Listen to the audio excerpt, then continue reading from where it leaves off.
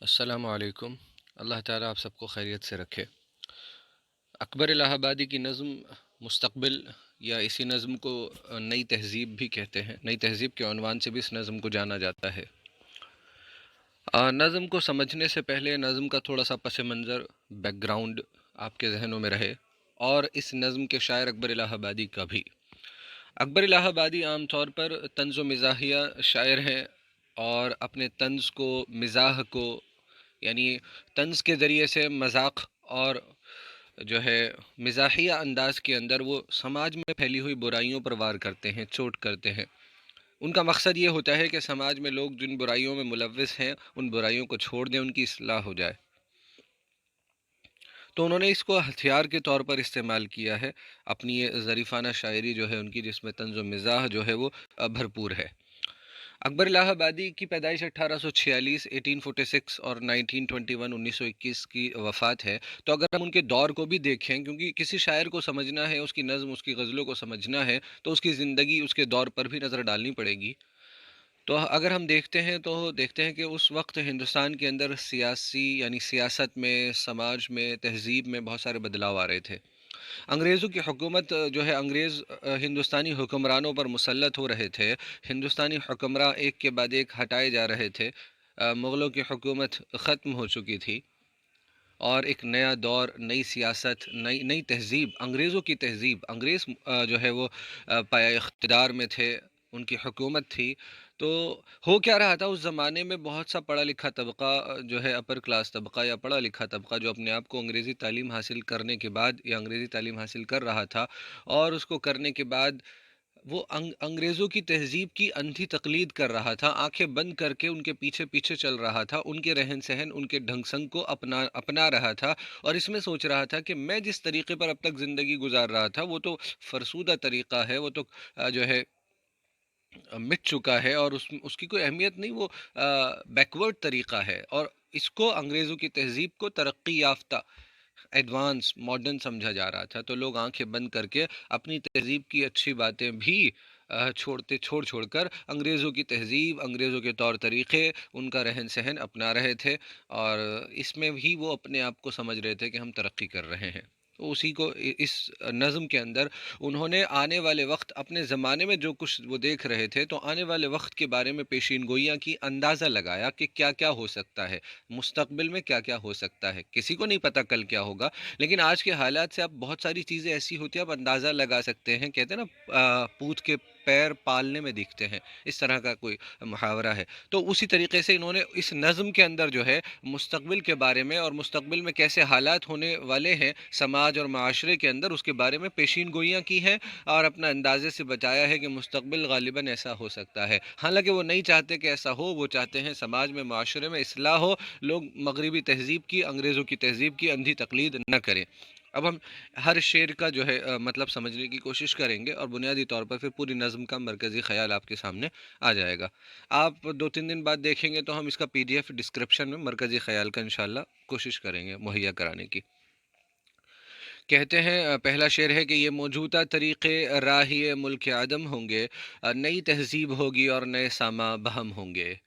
کہ یہ جو موجودہ طور طریقے ہیں، اس وقت جو ابھی تھوڑی بہت تہذیب، تھوڑا بہت ہندوستانی طور طریقہ، ہندوستانی لوگوں کا رہن سہن جو باقی تھا، کہہ رہے ہیں کہ یہ موجودہ طریقے، یہ ہندوستانی تہذیب، یہ جو ہے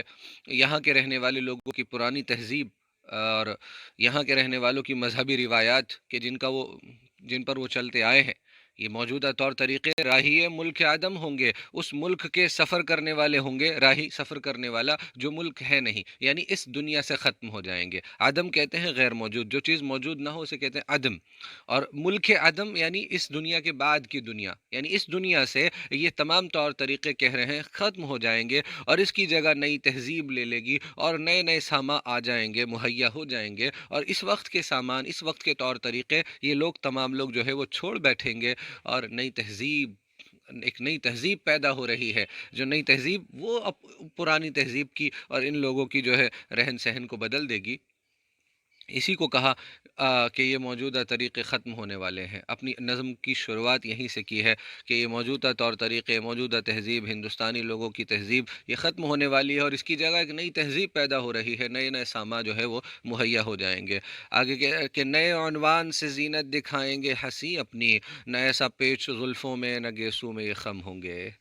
औरतों में उन्होंने बहुत तब्दीलियाँ देखी, तब्दीलियाँ मर्द हज़रात में भी आ रही थी यहाँ, लेकिन उन्होंने हसीन लोगों पर तंज़ करते हुए कहा कि इनके ज़ीनत दिखाने के यानी अपनी खूबसूरती दिखाने के नए-नए तरीक़े आ जाएँगे, नए उन्वान, नए टाइटल्स, बहाने। आज हम देखें, आज के हालात पर भी ये नज़म पूरी तरह 100 साल पुरानी हो चुकी है, लेकिन पूरी तरह आज के हालात पर सही साबित होती है बहुत हद तक, कि नए-नए उन्वान ढूँढते हैं हँसी, खूबसूरत लोग, और ख़ास तौर पर यहाँ इनका इशारा औरतों की तरफ है कि नए-नए उन्वान से, नए-नए टॉपिक्स से, नए-नए नामों से ज़ीनत दिखाने के बहाने ये उस पर चोट कर रहे हैं, सिर्फ़ उन औरतों पर या उन मर्दों पर जो जो है दिखावे के लिए अपनी खूबसूरती का इज़हार करते हैं,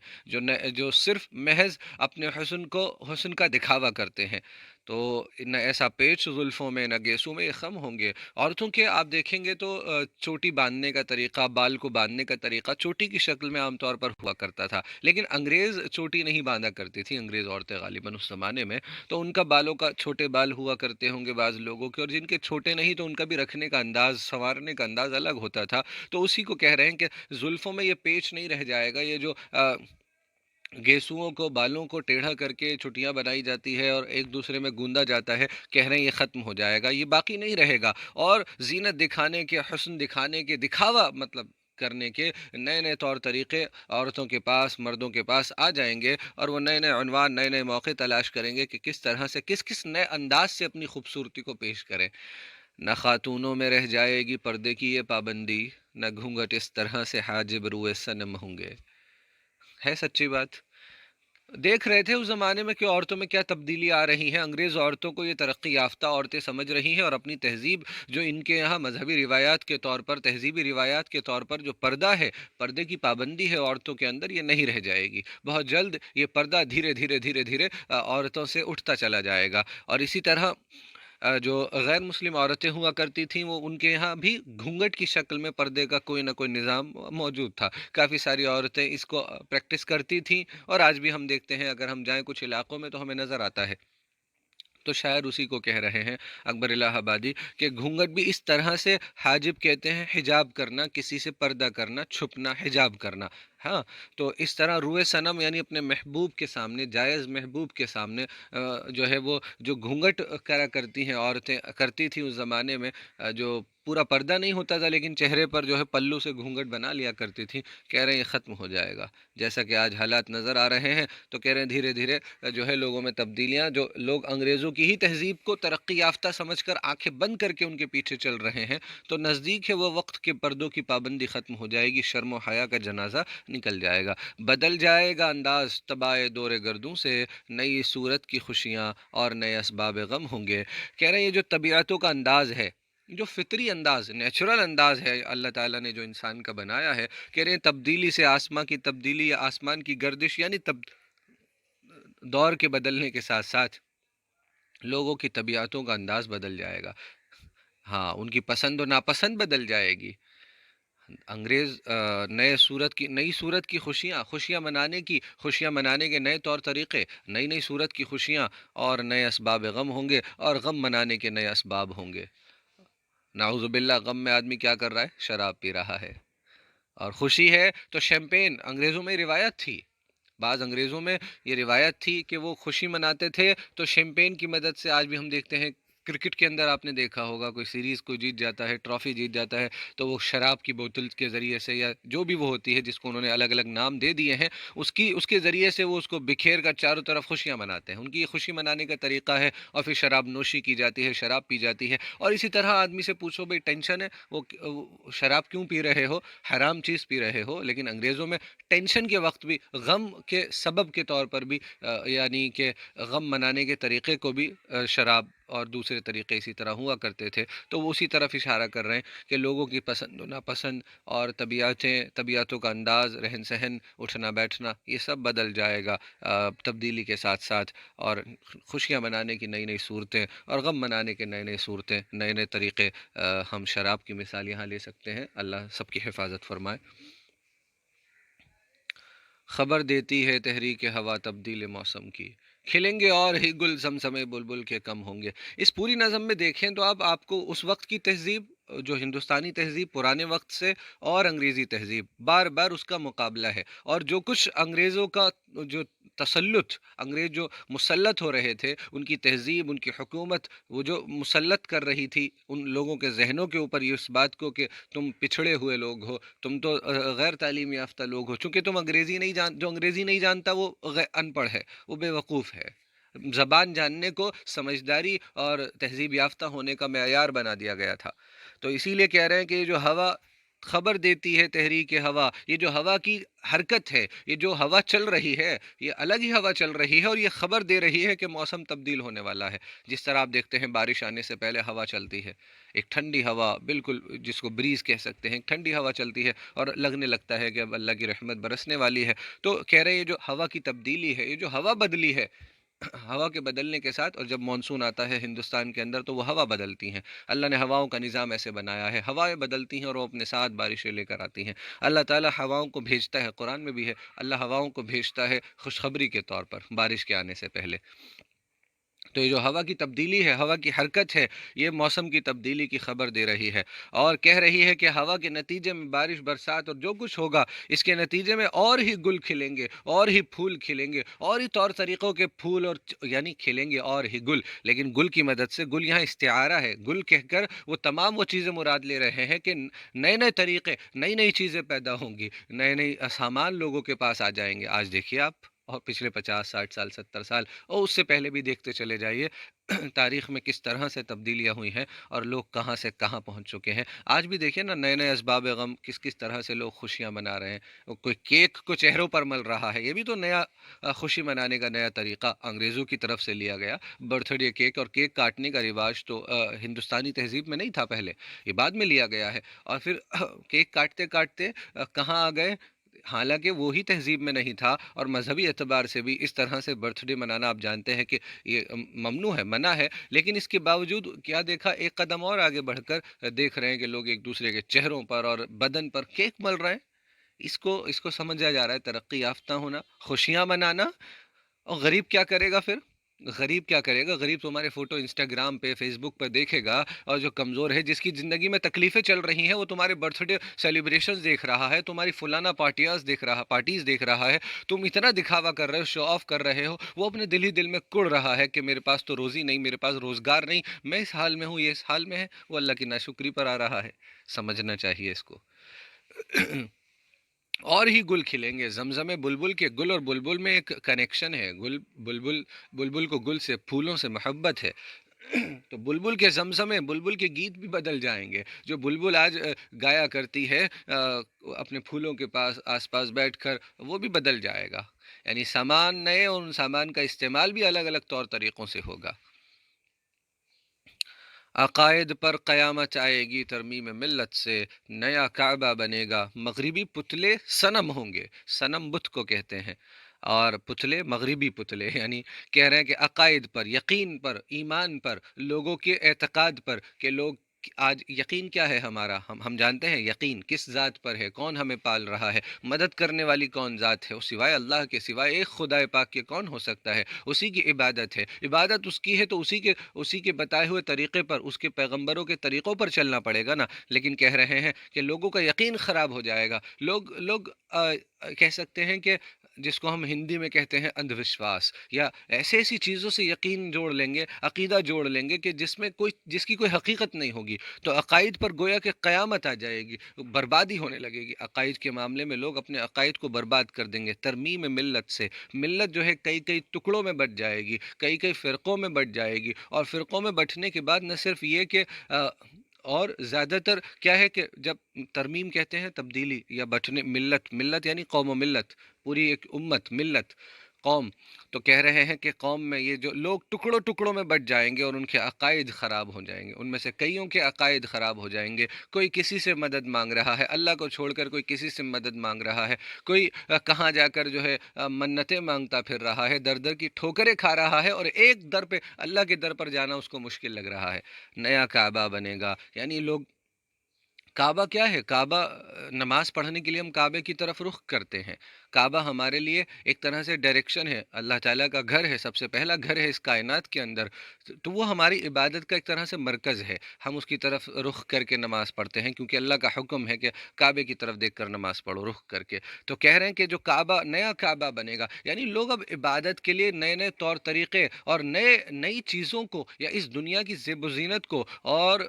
جو کچھ یہ انگریزوں کے ہاتھوں میں دیکھ رہے ہیں، اقتدار، دولت، شہرت، عزت، یہ گویا کہ ان ساری چیزوں کی عبادت ہونے لگے گی۔ گویا کہ جو ہے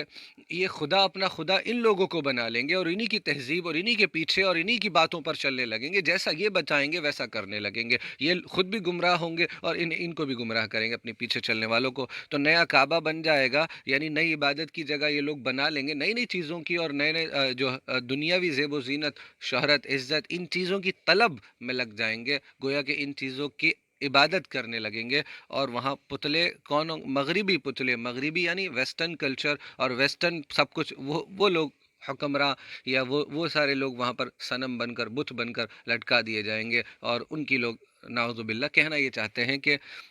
اندھی تقلید ہوگی، آنکھیں بند کر کے جیسا یہ بتا رہے ہیں، گویا کہ اسی کو تو بندگی کہتے ہیں، کسی کا حکم ماننا، بندہ بن کر،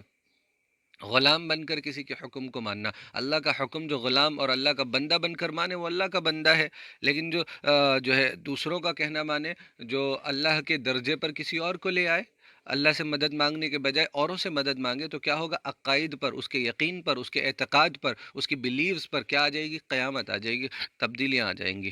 اور صرف وہی مل امت کئی فرقوں میں اب جو ہے بٹ رہی ہے، اور بٹنے کے بعد ایک دوسرے سے نفرت کا جو ماحول اگر ہے کہیں پر، تو نفرت نہیں کرنی چاہیے۔ علمی اختلاف اپنی جگہ ہے، لیکن سب کو ایک دوسرے کا بھلا سوچنا چاہیے، چاہے وہ نہ صرف یہ کہ امت کے اندر جو لوگ ایمان والے ہیں، اس کے علاوہ جو غیر ایمان والے ہیں ان کے لیے بھی ہم ہدایت اور بھلا سوچیں۔ بہت ہوں گے مغنی نغمے تقلید یورپ کے، تشدید ہے یہاں پر، مگر بے جوڑ ہوں گے اس لیے بے تال و سم ہوں گے۔ کہہ رہے ہیں اس کو کہتے ہیں مغنی، یعنی نغمہ گانے والا، ہے نا، نغمہ گانے والا، نغمہ گیت وغیرہ۔ کہہ رہے ہیں کہ تقلید یورپ کی تقلید، یورپ کے نغموں کی تقلید کرنے والے، کہ جو یورپ کا طریقہ ہے گانے بجانے کا، حالانکہ آپ جانتے ہیں کہ گانا بجانا غلط چیز ہے، تو کہہ رہے ہیں جو یورپ کا طریقہ ہے، تقلید یورپ میں گانا بجانے والے یا گنگنانے والے بہت ہوں گے، لیکن بے جوڑ ہوں گے، کیونکہ وہ بے جوڑ ہوں گے، اس سے واقف نہیں ہوں گے، کوئی وزن نہیں ہوگا ان کی اس چونکہ ان کا تعلق اس چیز سے ہے ہی نہیں۔ وہ انگریزوں کی تقلید کے اندر، انگریزوں کے نغمے گنگنانے کے، ان کے میوزیشین، ان کے جو نئے نئے طور طریقے گانے بجانے کے ہیں، آلات ہیں، ٹولز ہیں، ان کا استعمال کریں گے، اسی لیے بے تال و سم ہوں گے، وہ بے جوڑ ہوں گے، وہ نامعقول ہوں گے، وہ طور طریقے نامعقول ہوں گے، جو ہے نامناسب ہوں گے، اسی لیے بے تال و سم ہوں گے۔ ان کی آواز میں یا ان کے نغموں میں نہ کوئی تال ہوگا نہ کوئی سم ہوگا، یعنی وزن بھی نہیں ہوگا، تال بھی نہیں ہوگا۔ کہنا یہ چاہتے ہیں، یہاں صرف میوزک مراد نہیں ہے، بلکہ کہنا یہ چاہتے ہیں کہ ان کے طور طریقوں پر، ان کے نقش قدم پر اس طرح چلیں گے، لیکن چلنے کے باوجود جو ہے، اب الگ الگ انداز سے شاعر بیان کر رہا ہے، چلنے کے باوجود کہ کوا چلا ہنس کی چال اور اپنی بھی بھول گیا، ایسا حال ہوگا۔ ان کی تقلید کریں گے، لیکن چونکہ وہ ان کی جس کی تقلید کر رہے ہیں وہ بے جوڑ ہے، نامناسب ہے، نامعقول ہے، تو یہ اپنے جو ہے وزن پر کیسے رہیں گے؟ یہ مناسبت پر کیسے رہیں گے؟ مناسب راستے پر، سیدھے راستے پر کیسے رہیں گے؟ ہماری اصطلاحوں سے زباں نہ آشنا ہوگی، لغات مغربی بازار کی بھاشا سے ضم ہوں گے۔ آپ کی کتاب میں NCERT میں بھاکا لکھا ہوا ہے، مطلب وہی ہے بھاشا، یعنی جو ہندوستانی زبان۔ کہہ رہے ہیں جو ہماری اصطلاحیں ہیں، ہم جن لفظوں کا استعمال کرتے ہیں، جن جو ہے ہماری کہہ لیجیے لغات، آگے آیا لغات، لغات ڈکشنریز کی جمع، ڈکشنری، لغت ڈکشنری، یہاں انگریزی زبان کے تسلط کی بات ہو رہی ہے۔ دیکھیے، نئی زبانیں سیکھنا بری بات نہیں ہے، لیکن اپنی زبان کو پچھڑی زبان سمجھنا اور محض انگریزی کو ہی ترقی یافتہ زبان سمجھنا اور انگریزی جاننے کو یہ سمجھنا کہ انگریزی جاننے والے لوگ بہت عقل مند ہیں صرف اس وجہ سے کہ وہ انگریزی جانتے ہیں، اس کی طرف جو ہے اشارہ ہے۔ اور ایک اس طرف بھی اشارہ ہے کہ لوگ اپنی بھاشا میں، جو بازار کی بھاشا ہے، ہماری بازار کی جو ہم بولتے ہیں ہندوستانی بھاشا، جو بھی آپ اردو زبان بولتے ہیں اور ہندی بولنے والے ہندی بولتے ہیں اور ملی جلی ہندی اردو بولتے ہیں، اس میں کیا ہوگا، لغات مغربی ضم ہو جائیں گی، مل جائیں گی۔ ہاں، دیکھتے ہیں نا ہم، بری چیز نہیں، لیکن شاعر اسی کی طرف اشارہ کر رہا ہے کہ اپنی زبان کو بھلا بیٹھیں گے، اپنی اصطلاحوں کو بھلا بیٹھیں گے، جو ادبی تہذیب، جو تہذیب ان کی زبان میں موجود ہے وہ تو ختم ہو جائے گی، اور اپنی بازار کی، یعنی جب سامان خرید رہے ہیں، لوگوں سے بات چیت کر رہے ہیں، تو اس میں مغربی لغات، مغربی ورڈز، انگریزی زبان کے ورڈز، انگریزی زبان کے جو ہے ان چیزوں کا استعمال کرنے لگیں گے اپنی زبان کے اندر، اس کی ملاوٹ ہو جائے گی۔ اور آج تو ہم دیکھتے ہیں کہ بندہ آدھی اردو آدھی انگریزی بول رہا ہے، آدھی ہندی آدھی انگریزی کے لفظ ملا رہا ہے، ایک دو نہ وہ صحیح سے ہندی ہم جان پا رہے ہیں، مثال کے طور پر نہ اردو جان پا رہے ہیں، نہ انگریزی ٹھیک سے جانتے ہیں، ٹوٹی پھوٹی تینوں زبانیں مکس کر کے بول رہے ہیں۔ نئی زبانیں سیکھنا اچھی بات، لیکن پھر وہی بات کہ انگریزی کے ایک دو ورڈز بول لینے کو یہ سمجھنا، اب میں بٹر اگر اس کو بلا دوں تو میں ترقی یافتہ ہو گیا، میں اس کو اسپون کہہ کے پکار دوں تو میں ترقی یافتہ ہو گیا۔ ہاں، بازار میں جا کے میں پرائز پوچھ لوں اور میں وارنٹی یا انگریزی کے الفاظ کا استعمال کر لوں، تو لوگ اور گراہک بھی یہ سمجھے اور دکاندار بھی یہ سمجھے، تو کیسی احمقانہ بات ہے، کیسی بیوقوفانہ بات ہے۔ لوگوں کی عقلوں پر پردہ پڑ گیا کہ محض انگریزی بولنے والا پڑھا لکھا اور سمجھدار اور ایک بزرگ، یا جو انگریزی تعلیم سے آشنا نہیں ہے، وہ اپنے آپ کو سمجھ رہا ہے کہ میں تو جاہل ہوں، میں بیوقوف ہوں۔ سوچنے کی بات ہے۔ بدل جائے گا معیار شرافت چشم دنیا میں، زیادہ تھے جو اپنے زعم میں وہ سب سے کم ہوں گے، چشم دنیا، دنیا کی آنکھ میں، دنیا کی نظروں میں معیار شرافت کا معیار، شرافت کا پیمانہ بدل جائے گا۔ وہ کس کو شریف کہیں، کس کو جو ہے بدمعاش کہیں، یہ پیمانہ بدل جائے گا، اس کو ناپنے کا، اس کو دیکھنے کا، لوگوں کی نظروں میں شریف کوئی اور ہو جائے گا، یعنی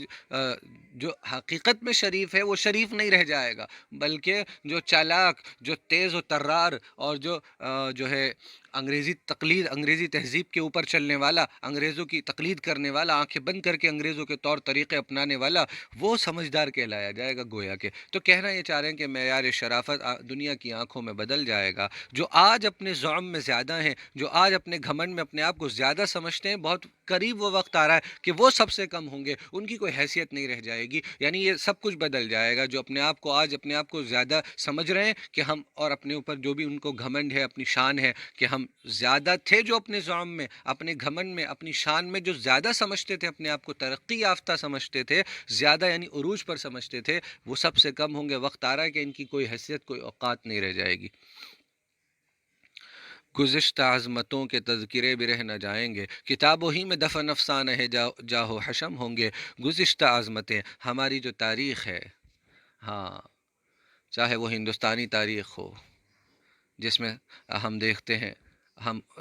الگ الگ حکمراں دیکھتے ہیں، ان میں سے ہم کئی حکمراں دیکھتے ہیں کہ جنہوں نے بہت انصاف کی جو ہے، انصاف کو قائم کیا، لوگوں میں برابری کا معاملہ کیا، لوگوں پر ظلم و زیادتی نہیں کی۔ اور پیچھے چلے جائیں، اور پیچھے چلے جائیں، اپنے باپ دادا کو دیکھیں، اپنے بزرگوں کو دیکھیں، تو کہہ رہے ہیں کہ گزشتہ عظمتوں کے تذکرے، پچھلی عظمتوں کے تذکرے، پچھلے کارناموں کے تذکرے، جو ہمارے آبا و اجداد نے اور ہمارے صحابہ نے اور پیچھے اور پیغمبروں نے، جو ساری انسانیت کی شروعات سے لے کر دیکھ لیجئے، حضرت آدم علیہ السلام سے دیکھ لیجئے، جو کارنامے نیک لوگوں نے انجام دیے ہیں، ہمارے بزرگوں نے انجام دیے ہیں، یا یہاں شاعر تو یہاں پر کہنا چاہتا ہے، جو قوم، جو مذہب، جو تہذیب ہندوستان میں ہے، وہ جو لوگ ہیں، وہ اپنی گزشتہ عظمتوں کے تذکرے وہ بھول جائیں گے، اس کا ذکر کرنا اچھا نہیں سمجھیں گے، تو گزشتہ عظمتوں کے تذکرے نہیں رہ جائیں گے۔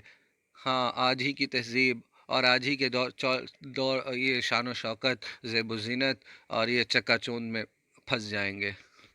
اور کتابوں ہی میں دفن، جو افسانہ جاہ و حشم ہے، جو ان قوموں کے باپ دادا اور بزرگوں کے کارنامے ہیں، وہ بس افسانوں میں، کتابوں میں دفن ہو جائیں گے، وہ کہانیاں، وہ قصے، وہ واقعات کتابوں میں دفن ہو جائیں گے، ان کا لوگ پڑھنا، پڑھانا اور تذکرہ کرنا چھوڑ دیں گے۔ ہوتا کیا ہے تذکرہ کرنے سے؟ یاد رہتا ہے ہمارے بزرگوں نے کیا قربانیاں دیں اور کیا کیا کارنامے انجام دیے، کیسے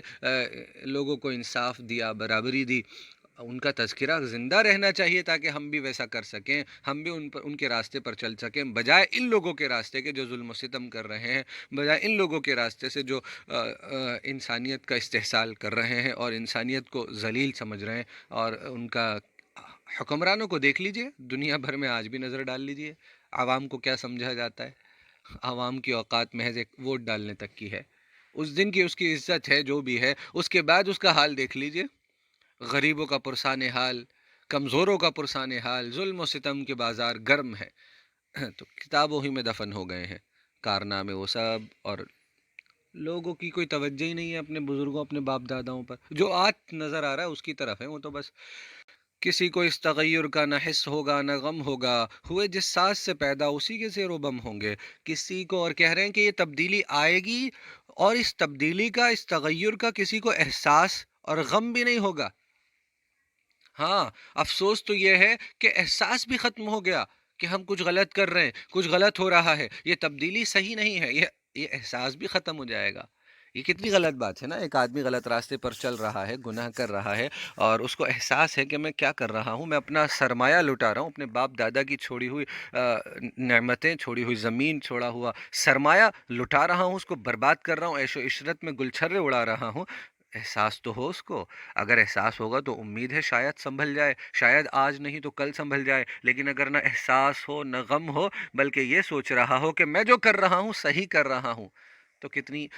شاعر اسی کیفیت کو بیان کر رہا ہے کہ کیسی بے شرمی کی بات ہو جاتی ہے کہ کسی کو اس تبدیلی کا نہ حس ہوگا نہ احساس ہوگا نہ غم ہوگا، پتہ بھی نہیں ہوگا انہیں، اور پتہ نہیں ہوگا تو غم کس بات کا، اور غم بھی نہیں ہوگا کہ بہت سے لوگ تو ایسے ہوں گے کہ سوچیں گے کہ جو ہو رہا ہے صحیح ہو رہا ہے۔ آج دیکھ لیجیے آپ کس طرح سے لوگ، کپڑوں کا انداز، کپڑے پہننے کا انداز، کھانے پینے کا انداز، بولنے چالنے کا انداز، سب کچھ اب تو اور تیزی سے،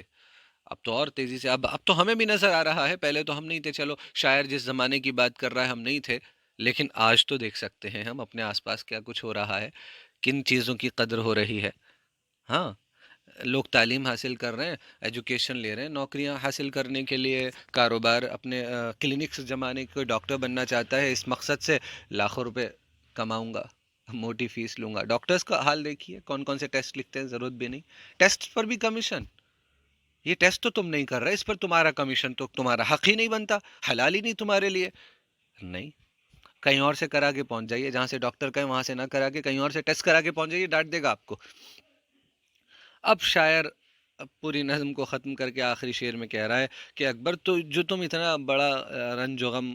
گلا کر رہے ہو، یہ سب حالات کا نقشہ کھینچ رہے ہو، تمہیں اس انقلاب دہر کا کیا غم ہے اکبر؟ تم کیوں غم کر رہے ہو دنیا کی اس تبدیلی کا؟ دہر دنیا یا یہ زمانے کی، دنیا کی اس تبدیلی کا تم کاہے غم کر رہے ہو؟ تم کیوں غم کر رہے ہو اکبر؟ بہت نزدیک ہیں وہ دن کہ تم ہوگے نہ ہم ہوں گے۔ اکبر، جن لوگوں کو یہ احساس ہو رہا ہے کہ غلط ہو رہا ہے، یہ اندھی تقلید صحیح نہیں ہے، معاشرے میں اصلاح ہونی چاہیے، لوگ اپنی تہذیب کی اچھی باتوں کو زندہ رکھیں۔ ہاں، دوسرے کی تہذیب میں اگر کوئی اچھی بات ہے تو اس کو حاصل کرنے میں کوئی برائی نہیں ہے، لیکن اپنی تہذیب کو بیکورڈ سمجھنا اور جہالت سمجھنا، اور انگریزی تہذیب اور نئی تہذیبوں کو یہ سمجھنا کہ یہ ہیں ترقی یافتہ تہذیب، یہ دور طریقے زبردست ہیں، اپنی خوشیوں کو منانے کا طریقہ بدل دیا، اپنے غم منانے کے طریقے بدل دیے، شراب عام ہوتی جا رہی ہے، اور جو شراب تو ایک مثال تھی وہاں، خوشی منانے کا طریقہ، کیک چہروں پر ملے جا رہے ہیں، اور نہ جانے کیا کیا ہو رہا ہے، آپ سب کے تو سب سامنے ہے۔ تو یہ کہہ رہے ہیں کہ تمہیں اس انقلاب کا، اس تبدیلی کا تمہیں کیا غم ہے اکبر؟ بہت نزدیک ہے وہ وقت، وہ دن کہ تم ہوگے۔ یہ دنیا محض وقتی ہے، تھوڑے دنوں میں اکبر میں بھی ختم ہو جاؤں گا، اور وہ لوگ بھی جو اس تہذیب کے قدردان ہیں، جو فکر کر رہے ہیں، کوشش کر رہے ہیں کہ کاش معاشرے میں سے یہ خامیاں نکل جائیں، کاش لوگ جو ہے وہ اندھی تقلید کرنا بند کر دیں، اور کچھ احساس آ جائے کہ ہمیں اپنے آنے والی نسلوں کے لیے ہم کیا چھوڑ کر جا رہے ہیں۔ ٹھیک ہے، اس میں سوال جواب تو آپ مجھے لگتا ہے کر سکتے ہیں۔ کھلیں گے اور ہی گل سے شاعر کس بات کی طرف اشارہ کر رہا ہے؟ ایک سوال نمبر 3 ہے آپ کی کتاب کے اندر، گزشتہ عظمتیں کیا ہیں؟ میں نے بتایا آپ کو گزشتہ عظمتیں ہمارے باپ داداؤں بزرگوں کی عظمتیں، اور ہندوستان میں ہی دیکھ لیں آپ 600 700 سال حکومت کا دور، اور اس سے پہلے کی بھی عظمتیں، جو بھی عظمتوں کی باتیں ہیں، اور اس سے اور پہلے چلے جائیں اور پہلے چلے جائیں، کیسے انصاف کو قائم کیا ہے حضرت محمد صلی اللہ علیہ وسلم کے ہاتھوں، جو ایک انصاف والی حکومت، انصاف والے جو ہے وہ اللہ کے طریقے پر جیسا اللہ چاہتے ہیں ایسی حکومت کا قیام عرب کے اندر ہوا، اور اس سے پہلے کیا جہالت کا دور تھا، انسان انسان کا دشمن تھا، کیسی ظلم و زیادتی کا بازار گرم تھا، غلامی زندگی، ایک طبقہ غلامی زندگی گزار رہا تھا، اور غلاموں کی کوئی قدر، کوئی حقوق نہیں تھے، لوگ تیر اندازی سیکھا کرتے تھے غلام کی آنکھ میں تیر مار مار کر، یہ مثالیں ہیں۔ تو امید ہے آپ جو ہے سوال و جواب بھی حل کر سکیں گے۔ شکریہ۔